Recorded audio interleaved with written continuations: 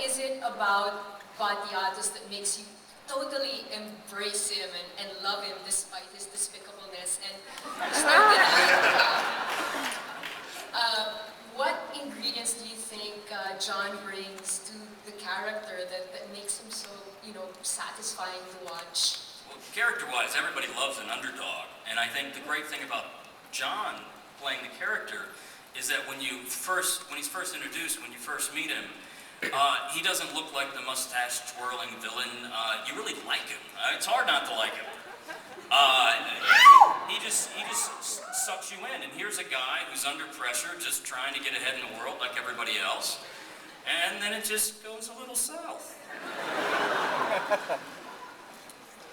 Yeah, I mean, all of that, and with Lucy, when the writing's this good, you just have to play the minute. You don't have to play the ultimate goal. You play the moment, you play the reality of that moment, and Lucy and I were deeply in love, as like his rock was around quite a lot, and that was, this was just what we did to try and get on.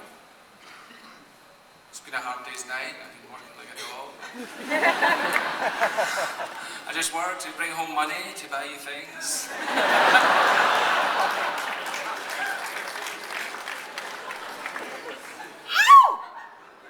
My question is for John. How was your transition from the mummy to Spartacus?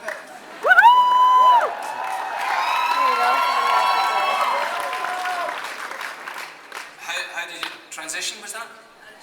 Oh, how to do it? Just the writing, it's Stephen DeKnight. You get writing like that, and you get the people around you. You do it. It's the writing. I mean, I know it's like what we say all the time, but it's just good writing. It's great writing. You play that, and Stephen knows where it was going. He knows what's going on, and he's given us great material on a daily basis. As I've said, I think all of us have said how we'd be doing an episode, and the actors who are maybe not in that scene sitting around reading the following episode were so buzzed about what was going on. Every single episode constantly surprised us and kept us on our feet, kept us thrilled and excited to turn up and do it. It was just such a gift. There's no cops, there's no doctors, no lawyers, there's no car chases, although Andy did think we could have a chariot race next time. But I don't know about that, that's been done. Hold on, any chance of a chariot race in the show's future? I'll have to call my producing partner, Rob Tapper, and see how he takes to that one. I'd love to see it. Maybe miniature. Go ahead. All right, hi, Elliot Schuart with Comics Online. I remember reading in Men's Health before season 1 started about this was like a make or break deal for Andy over here. I'm fortunately glad to see that you made it. So, but my question is for Stephen. You did a lot of flashbacks in the first season with Sura's character. Mm-hmm. Being heard that she died throughout the first season. Spoilers. Sorry. Are we going to see that with John and Lucy's character about what maybe feeds more of Spartacus' story, is a little bit of his history? Are we going to see more of them in the second season with that sort of thing, like the flashbacks?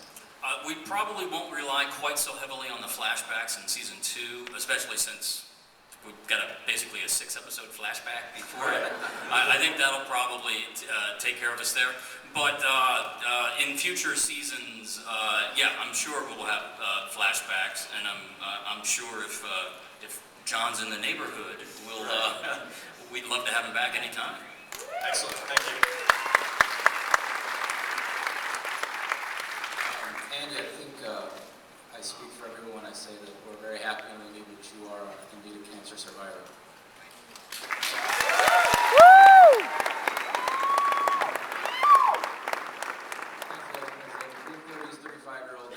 Inspired to get back in shape after watching you guys for a couple months. I was going to ask you personally if you could tell us how much you got to your weight and percent body fat. In your best shape.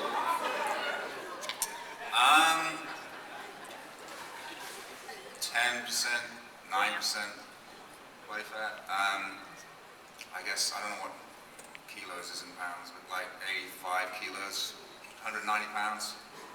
But I'm going to try and go a bit bigger this year.